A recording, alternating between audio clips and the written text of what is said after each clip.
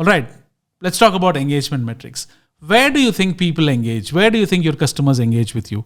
One is the paid ads that you have, but those paid ad metrics are kind of taken care of ad platforms, and the transparency with these ad platforms is always a big question. So you cannot pinpoint and say that the Google conversion rate is the accurate, and I can't swear by those metrics, right?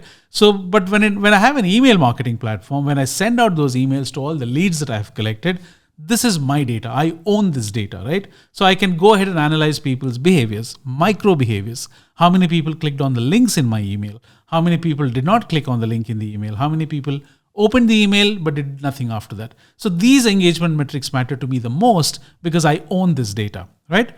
Now, let's look at a sample email open rate use case. So email open rates is the number of emails that you sent, the number of emails that people opened. The percentage of that is your email open rate.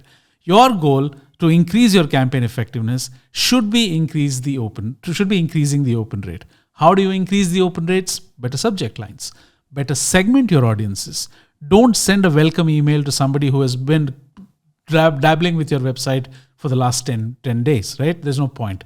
Now, if somebody has sent a lead, he has already raised an inquiry, and he needs some more assurance that he can go ahead and buy your product, but you're sending him, let's say, an email about how does he improve his conversions, right? Which comes much later. First, let him become a customer to you, right? So this is something where you need to understand your subject lines have to be important. They have to be click-worthy, right? So this is how you can increase your email open rate. Again, the point is to understand the terminology, not get into the nitty-gritties and overwhelm yourself.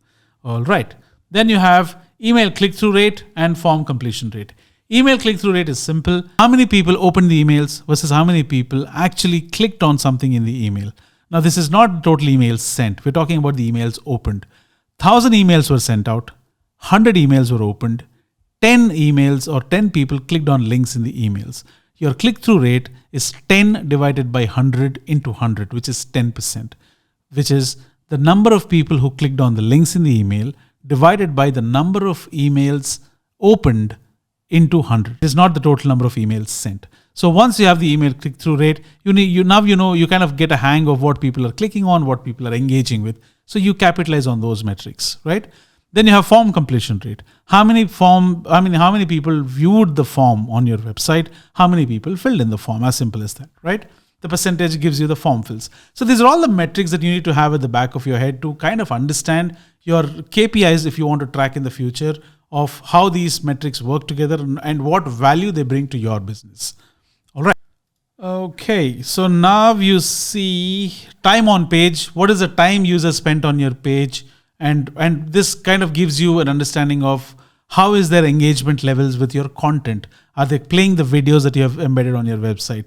Are they clicking on the form? Are they, let's say, if you have a very good example of this is in use cases where you see certain banks advertise, certain banks and insurance companies have these loan calculators or insurance calculators or premium calculators on their website, right?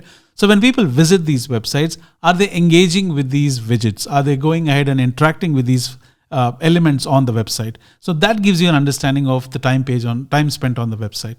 And your goal ideally should be to increase the time spent on these websites, because if the more they engage with your website, the more they are it shows that they're interested with the content that you're providing. If that is not happening, change your content. Even if after you change your content, if it is not working, change the audience. Then you have bounce rate, pretty simple. People visit your landing page. After that one activity, they do nothing and they leave your website.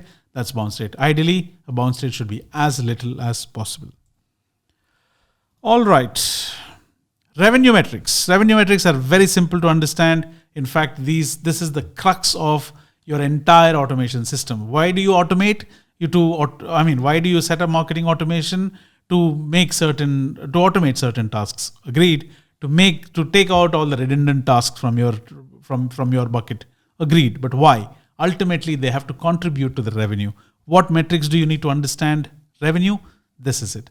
Return on investment, marketing spend, revenue generated. What is the ROI percentage as an overall? Total revenue generated, which is sales revenue, service revenue, other sorts of revenue, and that will improve your campaign performance or the company performance. recurring customer revenue, total customers, how many people are coming back again to you, and what is the repeat revenue because of that, and that will help you understand the recurring revenue percent, right? So to understand this, each of the metrics that you have calculated here or that you calculate here will contribute to something. For example, in this, if you look at it, if you look at your return on investments, it is the ultimate thing that it is doing is to increase your campaign profitability. Now, the total revenue generated section talks about revenue from all these sources, which contributes to the total revenue, which improves your company performance. Now, when you understand customer revenue in terms of recurring customers, that will tell you what your customer loyalty is like. Now, this is how you go ahead and set up this is how you understand the KPIs required for your for setting up your marketing automation. Right. Thank you for your time. And I hope you understand these are the most important metrics or KPIs that you need to track for your marketing automation systems. This is not an exhaustive list. As you move forward, you will keep getting introduced to new metrics, which we will cover along the way. Thank you so much. And this is my answer to anybody who asks me, why should I set up marketing automation when I can't track anything? Yes, you can track anything. This is how you track those things. And these are the metrics that you need to have at the back of your hand if you want to go ahead and set up your marketing automation system. Thank you so much. My name is Casey. Until next time.